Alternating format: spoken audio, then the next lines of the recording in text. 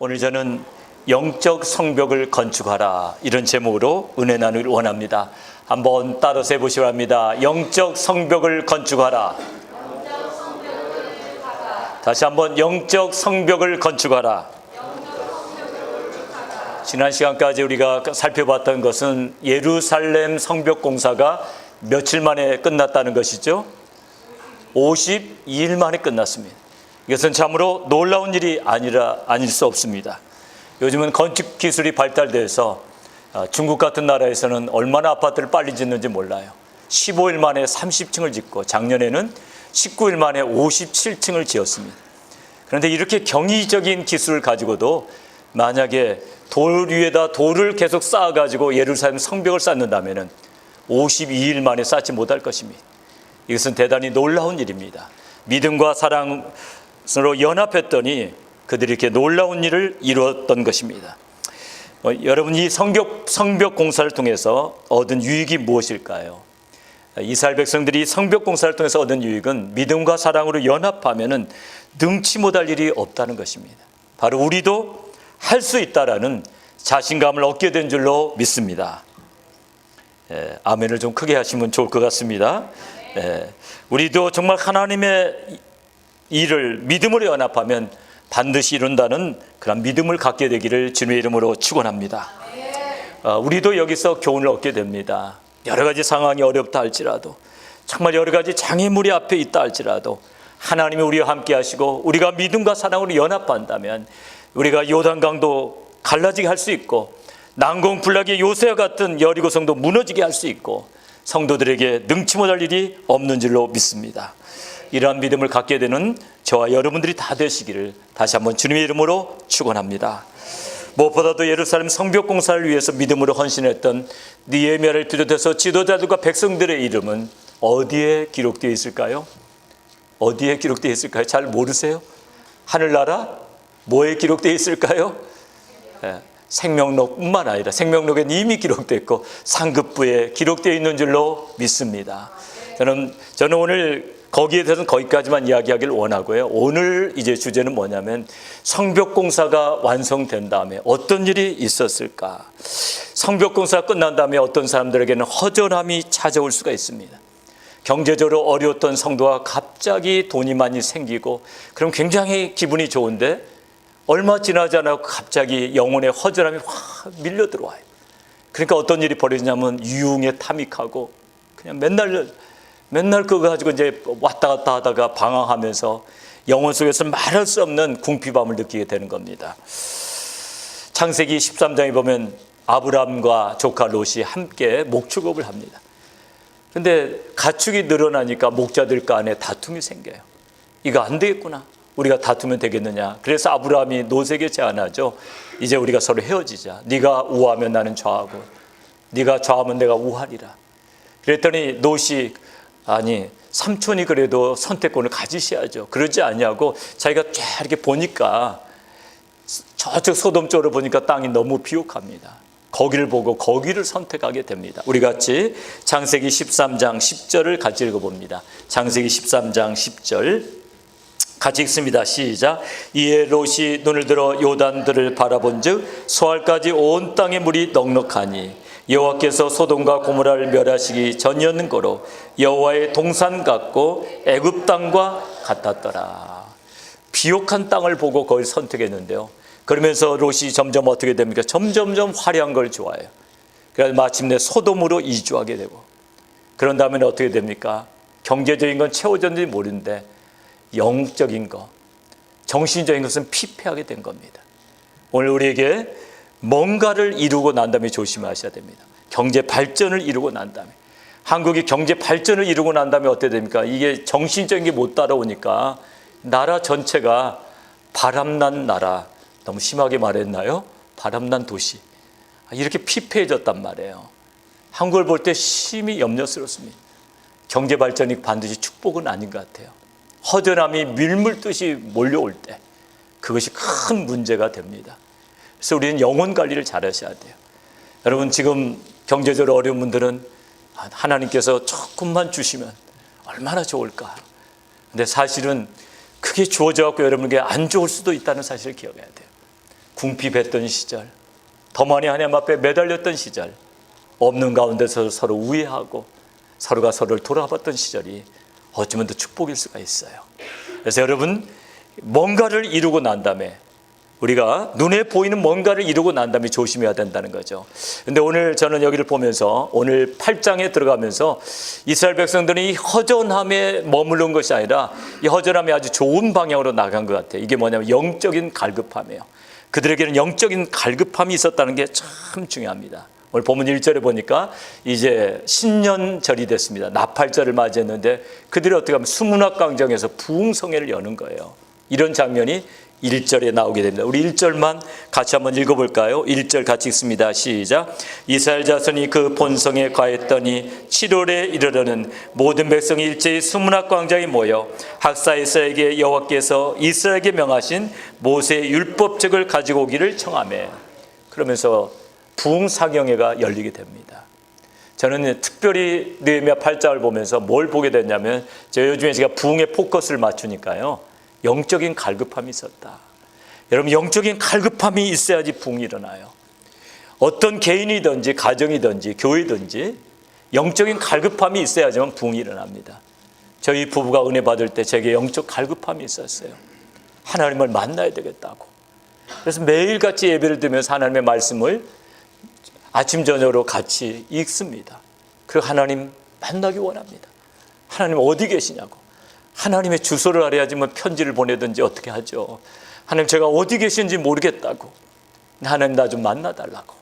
그 갈급함을 통해서 저희 부부가 하나님을 만나고 새롭게 변화된 줄로 믿습니다. 금요일 밤에 찰스 피니에 대해서 이야기를 했는데요. 이 찰스 피니는 정말 아무리 강조해도 부족한 분입니다. 찰스 피니. 1850년대 부흥운동의 주역이었던 찰스 피니. 이분을 우리가 좀 주목해 볼 필요가 있습니다.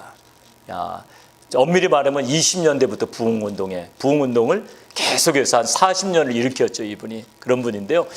원래는 이렇게 탁월한 분이 아닙니다. 뭐 공부를 많이 한 분도 아니에요. 이분은 변호사 사무실에 인턴십을 하고 있었습니다.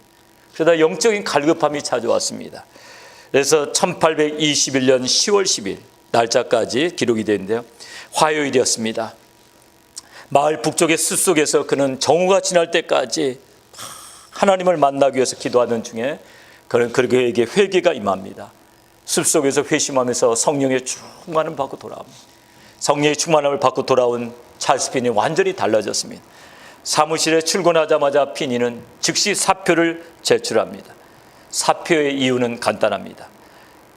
이제 나는 예수 그리스도의 소송을 맡았으므로 다른 사람의 소송을 더 이상 맡을 수 없게 되었습니다. 예수 그리스도를 변호하는 일에 이제는 내 인생을 드리는 그런 변호사가 되기를 원합니다. 그렇게 해서 그는 새로운 인생길에 접어들게 됩니다. 피니는 자신의 교회 담임 목사인 게일 밑에서 인턴십으로, 오늘날로 말하면 전도사죠, 이제 사역을 시작합니다. 2년 후에 그는 강도사 자격을 얻고 그 후 1년 후에 목사 안수를 받습니다. 그 당시에는 신학교 안 다녀도 목사가 될 수 있었습니다. 신학교 나오느냐 안 나오느냐가 중요하지 않습니다. 그리고 목사가 된 다음에 그의 집회에서 많은 회개 역사가 일어납니다. 뉴욕 서부의 에반즈 밀즈라는 작은 마을에서 시작된 그의 사역은 논리적인 복음 제시와 강력한 성령의 임재로 가는 곳곳마다 부흥이 일어나게 됩니다. 그 부흥의 기록을 보면 1825년 8월 피니가 인도한 업스테이트 뉴욕 오네이다 카운티의 웨스턴에서의 집회, 롬이라는 곳이 있습니다. 로마하고 같은 스펠링인데요. 로마 집회 때 놀라운 회개의 역사가 일어납니다. 특별히 로마 집회, 저녁 집회 때는 죄를 깨닫게 하는 성령의 역사가 강하게 임했습니다. 회개의 역사가 너무나 강하게 나타나서 회중을 진정시켜야 할 정도였습니다. 피니의 집회로 인해서 로마의 모든 주민들이 그리스도를 영접하게 됐습니다. 성령의 역사가 이 지역에 얼마나 강하게 나타났든지 유티카의 한 마샬이 공무차 로마를 방문했는데 주민들이 모두 하나님께 대한 경외심에 압도한 나머지 거의 말을 하지 못하는 자신을 발견하게 됐습니다. 이 마샬은 유티카로 돌아오자마자 회심하게 됩니다. 그리고 부흥의 역사는 참 놀라웠습니다. 회심한 보안관은 유티카의 한 호텔에 묵고 있을 때 호텔 주인과 그의 가족들을 위해서 기도했습니다. 그러자 그들에게도 회심의 역사가 일어났습니다. 그리고 어떤 일이 벌어지지 아십니까? 그 호텔에 묵는 손님들이 호텔을 떠나기 전에 회심하는 역사가 일어났습니다. 이게 바로 호텔 유티카입니다. 1830년 뉴욕주 로체스터에 가보셨습니까? 지킴이라는 선교대가 로체스터에서 열립니다. 로체스터 지역에서 집회할 때는 전체 인구의 10%가 한 번에 회심하고 범죄율도 3분의 1로 줄어드는 부흥이 일어났습니다. 술집이 기도의 장소로, 호텔이 부흥의 장소로 돌변하고 도시 전체가 회개의 물결에 휩싸이며 지속적인 기도의 운동이 일어났습니다. 부흥의 불결은 곧 뉴욕 동부 전역으로 확산되기 시작합니다. 이게 1800년 중반에 일어났던 부흥입니다. 그런데 지금 이 뉴욕이 어떻게 됐습니까? 지금 뉴욕의 현실을 여러분 아십니까? 뉴욕의 영적인 성벽들은 다 무너졌습니다. 정말 참혹하게 무너졌습니다. 여러분, 이 뉴욕이 지금 동성결혼 합법화가 됐다는 게 무엇을 의미합니까? 영적인 성벽이 다 무너진 거예요. 죄를 죄로서 여기지도 않습니다. 우리는 참혹한 현실 속에 있습니다. 그래서 우리는 고통받고 있는 겁니다. 고통받고 있으면서도 무엇 때문에 고통받는지도 모르는 사람들이 많습니다. 대통령 지금 후보를 뽑아야 되는데요. 대통령을 뽑아야 되는데 뽑을 대통령이 없는 겁니다. 한 사람은 종교다원주의, 동성결혼, 이놈 옹호자고, 한 사람은 과격분자고, 막말공화국이 될 형편이 됐으니 그런 사람들을 어떻게 다 기독교인이라고 하겠습니까? 이렇게 영적 성벽이 다 무너져 내리는 참혹한 가운데 있습니다. 더 큰 문제는 모든 백성들이 IT가 제공하는 늪속으로 빠진 거예요. IT의 늪속에 빠진 겁니다. 저는 그게 합당한 표현이라고 생각합니다. 늪속을 허우적거리고 있는 겁니다. 참혹한 현실입니다. IT 문화 속에 푹 빠져서 늪속에서 빠져나오지 못하는 영혼들, 그걸 어떻게 구출해내야 되는지. 그러나 영적인 갈급함이 있다면, 만약에 우리 교회에 영적인 갈급함이 있다면 소망이 있고, 영적인 갈급함이 없다면 소망은 없습니다. 영적인 갈급함 속에서 부흥이 일어나는 거예요. 그래야지 회개가 일어나고, 회개하지 않고서는 어떤 부흥도 일어나지 않아요. 잠시 좋아 보이는 거예요. 신기루와 같은 겁니다. 우리 진정한 부흥이 일어나지 않을 때 그것은 현상에 불과해요. 잠시 있다 없어지는 현상입니다. 그래서 오늘 우리는 본질적인 걸 추구했으면 좋겠어요. 오늘 느헤미야 8장에 가면서 저는 본질을 발견합니다. 본질적인 부흥이 기다리고 있었습니다. 갈급함이에요. 이 영적인 갈급함을 채워줄 아주 뛰어난 영적 지도자 한 사람이 오늘 등장합니다. 누가 등장하죠? 에스라입니다. 에스라를 청해서 말씀을 듣겠다는 거예요. 꼭 에스라를 청해서 말씀을 들어야 되겠습니까? 여러분, 말씀을 누가 선포하느냐가 중요합니다. 준비된 종이어야 됩니다. 아무나 선포한다게 되는 게 아니죠. 우리 에스라 7장 6절을 볼까요? 에스라는 어떤 사람인지 에스라 7장 6절을 봅니다. 우리가 잠목소리로 에스라 7장 6절을 같이 읽습니다. 시작. 저는 이스라엘 하나님 여호와께서 주신 바 모세의 율법에 익숙한 학사로서 그 하나님 여호와의 도우심을 입음으로 왕에게 구하는 것은 다 받는 자더니. 하나님 앞에 이렇게 바로 서 있는 사람, 성령에 이끌리는 사람이 선포하는 말씀에 능력이 있는 거예요. 아무나 말씀 전했다고 해서 능력이 있는 게 아닙니다. 오늘 에스라를 보니까 어떤 사람입니까? 율법을 연구하며 준행하며 가르치는 학사라고 되어 있습니다. 그 10절을 같이 한번 읽어보시죠. 우리 10절 같이 읽어봅니다. 시작. 에스라가 여호와의 율법을 연구하여 준행하며 율례와 규례를 이스라엘에게 가르치기로 결심하였었더라. 여호와의 율법을 연구하며 준행하며 가르치는 사람, 모세 율법에 익숙하다는 표현이 바로 이겁니다. 그리고 그 하나님 여호와의 도우심을 입는 제사장이었고, 왕에게 구하는 것은 다 받는 사람, 부흥을 위해서 준비된 사람이었습니다. 깨어있는 종이었습니다. 그래서 우리 하나님께서는 느헤미야를 통해서 이 영적 각성성회를 하지 않습니다. 느헤미야는 직분이 뭐죠? 총독이에요. 성벽 공사를 마쳤으면 이제 영적인 각성성회는 누가 나타나야 됩니까? 제사장 겸 우리 학사가 나타나야죠. 학사라는 건 서기관이라는 겁니다. 에스라가 이제 부흥운동을 준비하는데요. 오늘 1절을 잘 읽어보면은 종교 지도자들이 에스라를 초청한 게 아니에요. 누가 에스라를 강단으로 초청했습니까? 백성들이 초청했다고 되어 있습니다. 1절을 다시 한번 잘 읽어봅니다. 1절 보면은 이스라엘 자손이 그 본성에 거하였더니 7월에 이르러는 모든 백성이 일제히 수므랏 광장에 모여 학사 이스라엘에게 여호와께서 이스라엘에게 명하신 모세의 율법책을 가지고 오기를 청하며. 여기서 학사라는 것은 오늘날에 대학교 졸업하면 받는 학위를 말하는 거 아니에요. 서기관을 말해요. 학자라는 겁니다.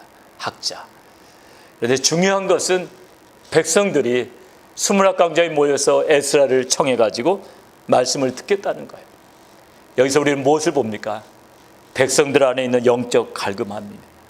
이 영적 갈급함, 정말 우리가 하나님의 말씀을 알아야 되겠다고, 우리 어쩌면 내가 하나님의 말씀에서 빗나간 것 같다고, 뭔가 내가 새로운 걸 붙잡아야 되겠다고, 내가 하나님 앞으로 돌아가야 되겠다고. 그것이 바로 영적 갈급함입니다. 영적 갈급함이 있었기 때문에 나무 강단을 짓습니다. 옛날에 한국교회 전부 다 나무 강단에다 나무 강단이었죠. 그죠? 왜냐하면 나무가 흔했기 때문에 그런 거예요. 나무. 거기에 어떻게 되니까 오른쪽에 6명이 서고 왼쪽에 7명이 씁니다. 14명의 강사가 이렇게 섭니다. 그리고 수므랏 광장에 이스라엘 백성들이 쫙 몰려와 있습니다. 그 영적인 사모함과 갈급함. 오늘 부흥을 위해서는 우리가 이게 필요해요. 정말 필요한 게 무엇인가를 아셔야 됩니다. 교회에 정말 필요한 게 무엇인가 아셔야 돼요. 갈급함이에요. 사모함입니다. 가정이 회복되기 위해서 정말 무엇이 필요한가 알아야 돼요. 남편과 아내가 서로 손가락질하면 절대로 회복은 없어요. 납니다. 누가 회복돼야 됩니까? 납니다. 바로 여러분 자신이 회복돼야 돼요. 우리 한 사람 한 사람이 영적인 갈급함이 있으면 회복의 역사가 일어날 줄로 믿습니다. 정말 우리 안에 갈급함이 있다면, 내가 이렇게 살면 안 된다는 갈급함이 있다면 회복의 역사가 일어날 수가 있습니다. 우리 한국교회는 이미 60년대 70년대 정말 큰 부흥을 맛봤는데요, 그 부흥의 진원지를 가보면 뭐가 있었냐면 갈급함이 있었어요. 사모함이 있었습니다. 역사상 가장 사람들이 많이 모인 집회가 무엇인지 아십니까? 1973년 빌리그램 대전도 집회입니다. 빌리그램 대전도 집회. 여기에 지금 이게 마지막 날인데요, 110만 명. 이런 일이 있을 수가 있겠냐고요. 110만 명이면은 제가 있었던 오슬로의 그 인구의 3배가 모인 거예요. 노르웨이 수도 오슬로 인구의 3배가 여기에 모인 겁니다. 이 엄청난 일. 이제 빌리그램 전도 집회를 계획하고 5월 달에 들어서는 예비 집회를 했는데, 예비 집회 때 120만 명이 동원됩니다. 그리고 16,703명이 결신했다고 되어 있습니다. 그리고 드디어 5월 30일 빌리그램 전도 집회가 시작됩니다. 첫날 40만 명이 모입니다. 갈수록 더 많이 모여갖고 마지막 날 110만 명이 모여요. 빌리그램 목사님이 깜짝 놀랍니다. 자기가 전도 집회 많이 했지만 이렇게 많이 모인 적은 없다고. 혹시 빌리그램 전도 집회에 참석하신 분 손 들어보세요. 아, 여기 있네요. 빌리그램 전도 집회. 네. 저는 그때 바빠서 못 갔습니다. 바빠서 제 동생은 갔습니다. 대신에 동생은 갔어요. 하여튼 그렇게 어마어마한 집회가 있었다면 지금 당장 갈 텐데, 그 당시에 제가 뭐 이렇게 바쁜지 관심이 없었죠. 저희는 갈급함이 없었죠.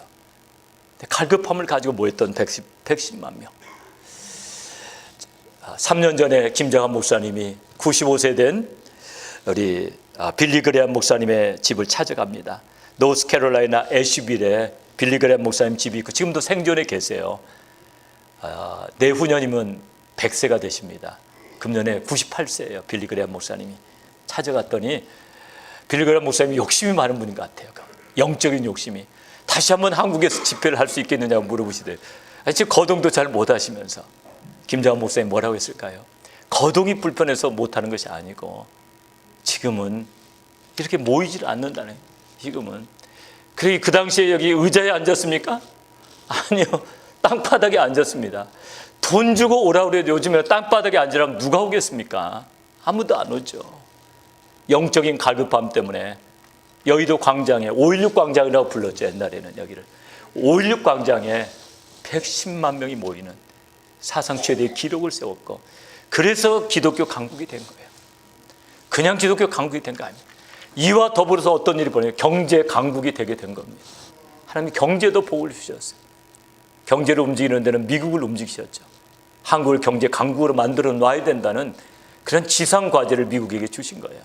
물론 우리 나라의 백성들이 또 한마음 한뜻이 됐죠. 이런 놀라운 역사가 한꺼번에 일어난대요. 이 모든 축복은 갈급함에서 온다. 그래서 여러분 모두에게 이 9월을 맞이하면서 영적인 갈급함이 있게 되기를 주님의 이름으로 축원합니다. 갈급함을 가지고 집회에 참석하는 사람이 은혜를 많이 받게 되는 거예요. 우리 예배에 와도 어떤 갈급함, 기도에 와도 어떤 갈급함, 사모함이 있어야 되는 거예요. 오늘 느헤미야 8장에서 그것만 붙잡으시면 돼요. 강사들이 14명이나 섰다는 것 중요하지 않습니다. 갈급함이 있으니까 그냥 말씀을 말씀대로 그냥 풀어주고 있는 겁니다. 8절에도 보니까 하나님의 율법책이 낭독될 때 그 뜻을 밝혀서 설명해 준 것밖에 없어요. 그랬더니 백성들이 모두 울었습니다. 그렇게 많이 모인 회중들이 다 통곡하는 장면을 생각해 보세요. 은혜를 받으면 보통 어떤 일이 벌어집니까? 옛날이나 지금이나 눈물을 많이 흘리게 돼요. 그런데 오늘 이 눈물의 의미를 한번 생각해 보자고요. 눈물도 여러 가지 종류가 있습니다. 통곡하면서 우는 게 있고, 이렇게 변두리만 건드리고 끝나는 눈물도 있습니다. 오늘 이 눈물은 어떤 눈물이라고 생각합니까? 약간의 감성만 건드리는 그런 눈물이 아니고 깊은 곳에서부터 우러나는, 정말 하나님 제가 잘못 살았습니다. 우리가 정말 잘못 살았습니다. 율법으로부터 너무 벗어났습니다. 말씀에서 너무 벗어났습니다. 가슴을 찢으면서 회개하는 그런 눈물이었습니다. 무료 집회는 새벽부터 정오까지 6시간 동안. 말씀이 선포될 때는 어떻게 됩니까?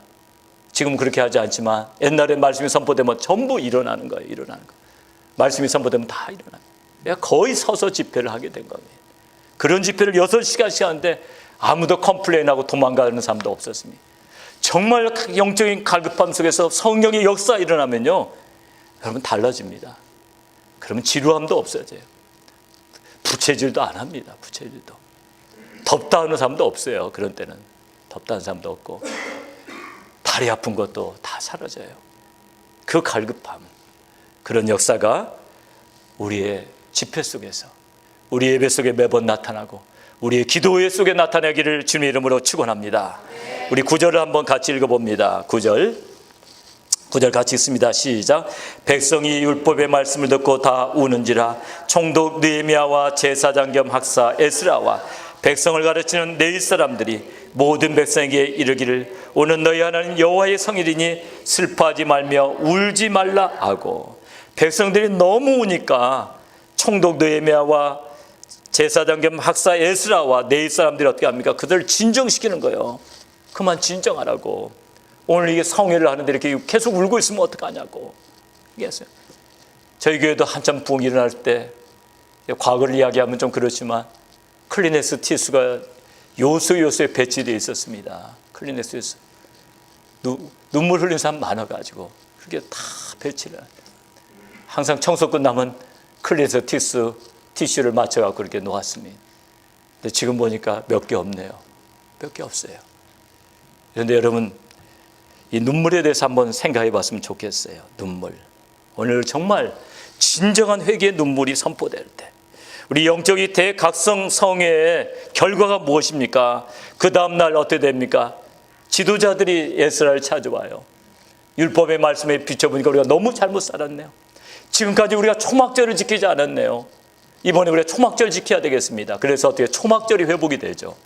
초막절은 광야에서 초막을 짓고 살았던, 장막을 치고 살았던 날을 기념하는 거죠. 하나님께서 낮에는 구름 기둥으로 밤에는 불 기둥으로 만나를 내려주시고 반석에서 물을 내려주셨던 그때를 기억하며 감사하는 절기죠. 근데 초막절이 다시 회복이 됩니다. 이게 바로 진정한 여러분 은혜입니다. 정말 은혜를 받으면 어떻게 됩니까? 회복의 역사가 일어나게 되는 겁니다. 성령의 감동으로 하나님이 함께 하시면은 쓸데없는 예화들을 들 필요도 없어요. 말씀 선포하는데 기독교와 상관없는 그런 예화들, 무슨 김유신 장군이 기생집을 드나들었던데 뭐 말의 목을 자르고 무슨 모래시계 이야기, 드라마 이야기, 그런 쓸데없는 예화들, 그런 거 전혀 필요가 없습니다. 성령의 감동으로 그냥 말씀만 해석해 주는데 이런 역사가 일어난 겁니다. 그래서 우리 종들이 깨어나야 될 것 같아요. 우리 복음 선포할 때도 그러잖아요. 쓸데없는 이야기 많이 할 필요 없어요. 예수께서 우리 죄 때문에 죽으셨다고. 우리 형제도 자매도 이 죄를 용서받지 못하면 심판받는 것이 아니냐고. 형제여 나와 함께 예수의 앞에 죄인됨을 고백하고 우리가 죄사함 받고 용서함 받고 영생 얻어야 될 거 아니냐고. 막 이렇게만 이야기해도 사람 마음이 움직여요. 정말 내 안에 성령의 역사가 있으면 달라집니다. 복음을 복음대로 전하기만 하면 도시가 달라질 수가 있는데 그 전에 우리 안에 먼저 회복의 역사가 일어나야 됩니다. 오늘 본문에 일어나는 이 회복의 역사가 우리 교회에 이 가을에 일어나게 되기를 주님의 이름으로 축원합니다. 우리 10절과 12절 한번 봅니다. 10절과 12절. 오늘 참 큰 은혜의 역사가 일어났죠. 그래서 오늘 이렇게 이들을 위로하죠. 얼마나 이 말을 하면서 또 지도자들은 기뻤겠습니까? 우리 같이 10절 12절 같이 읽어봅니다. 시작. 돌아들 가십시오. 살찐 짐승들을 잡아 푸짐하게 차려서 먹고 마시도록 하십시오. 아무것도 차리지 못한 사람들에게는 먹을 몫을 보내주십시오. 오늘 우리 주님의 거룩한 날입니다. 주님 앞에서 기뻐하면 힘이 생기는 법이니 슬퍼하지들 마십시오. 모든 백성은 배운 바를 밝히 깨달았으므로 돌아가서 먹고 마시며 없는 사람들에게 먹을 것을 나누어 주면서 크게 기뻐하였다. 진정한 부흥이 일어나면 막 울다가 기뻐하다가 웃다가 막 그러는 거예요. 그래도 아무도 안 미치는 거예요. 사실은 우는 것도 기쁨이에요. 이 그리스도 예수 안에서는 회개하면서 막 마음은 기뻐요. 회개하면서. 세상에서는 울면 기쁘지가 않은데 그거예요. 기뻐하고 즐거워하다가 울다가. 오늘 그 눈물의 농도를 한번 생각해 보시면 좋겠어요. 눈물의 농도. 부흥은 눈물의 농도에 비례합니다. 정말 이 부흥은 울음의 농도. 그렇다고 해서 크게 소리내서 울어야지 부흥이라는 게 아니에요. 그 농도라는 게 뭘까요? 얼마나 깊은 회개를 했느냐. 가슴 깊은 곳에서부터 정말 회개를 하게 되면 달라집니다. 인생이 완전히 달라집니다. 사도행전 9장에 보면 예수 믿는 사람을 앞장서서 핍박했던 청년, 그 청년의 이름이 사울이죠. 후에 사도 바울로 바뀌게 됐죠. 그 청년이 다메섹으로 예수 믿는 사람을 잡아오려고 가다가 다메섹으로 가는 도중에서 예수님 만나게 되죠. 그래서 성경을 자세히 보면은 사흘 동안 식음을 전폐했더라. 식음을 전폐한다는 게 뭡니까? 먹지도 않냐고 마시지도 않는 거예요. 하나님, 제가 잘못 살았습니다. 내가 이제는 이렇게 살지 않겠습니다. 하나님 앞에 정말 깊은 회개를 하고 나니까 어떤 일이 벌어집니까? 사울이 가는 곳곳마다 어떤 일이 벌어져요? 부흥의 역사가 일어난 거죠.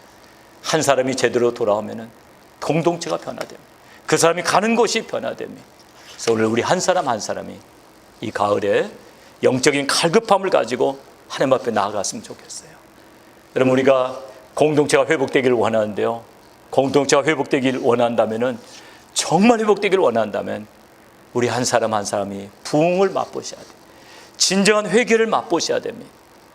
그러면 공동체가 그냥 회복이 됩니다. 왜 일제 지방의 부흥운동이 일어날 때 어떤 일이 벌어졌습니까? 심지어는 당나귀를 끌어안고 잘못했다고 당나귀한테, 내가 너를 혹사시켰다고, 당나귀야 나를 좀 용서해달라고 이렇게 잘못을 빌었는데 형제한테 잘못을 안 빌었겠습니까?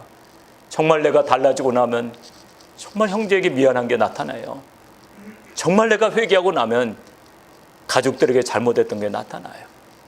그러면 서로 끌어안고 하나 되는 거예요. 그런데 여러분, 그냥 분위기만 좀 좋게 하려면은 그냥 다 조금 있으면 도루묵이 되는 거예요.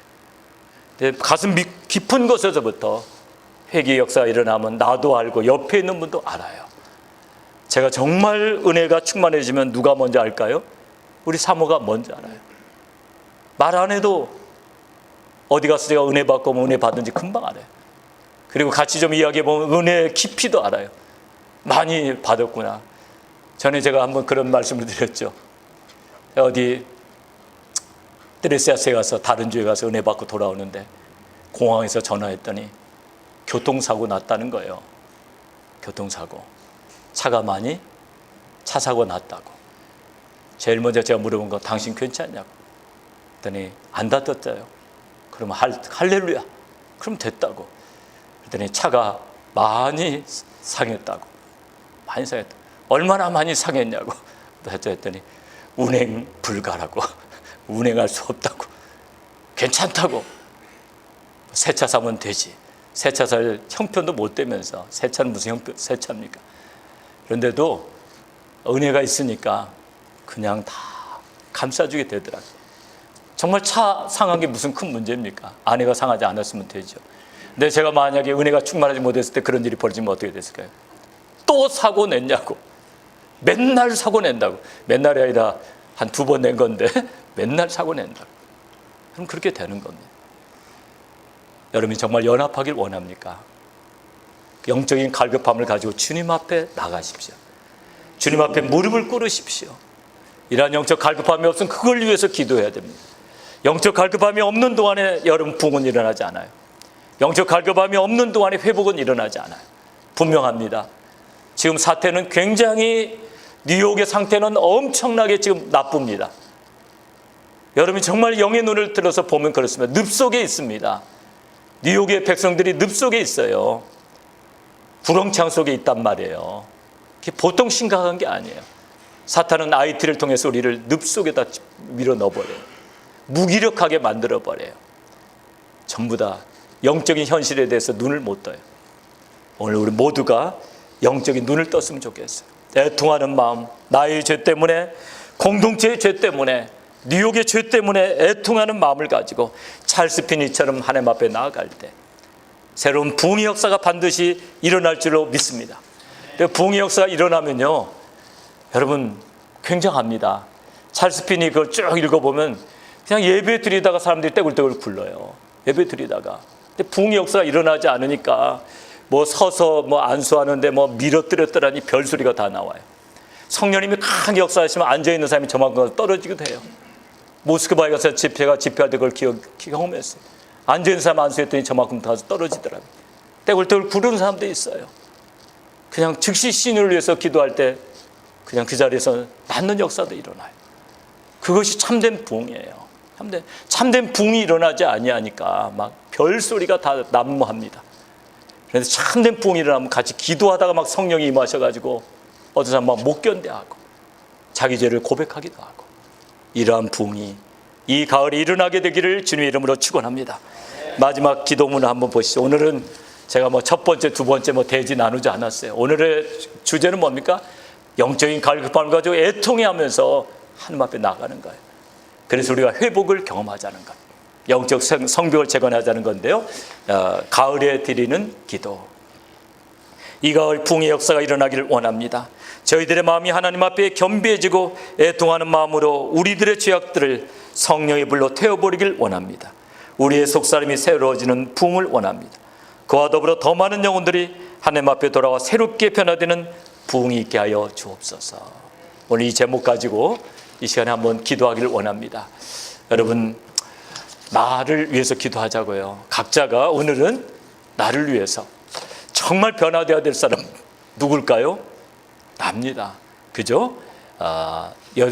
절대로 남 탓하지 말자고요.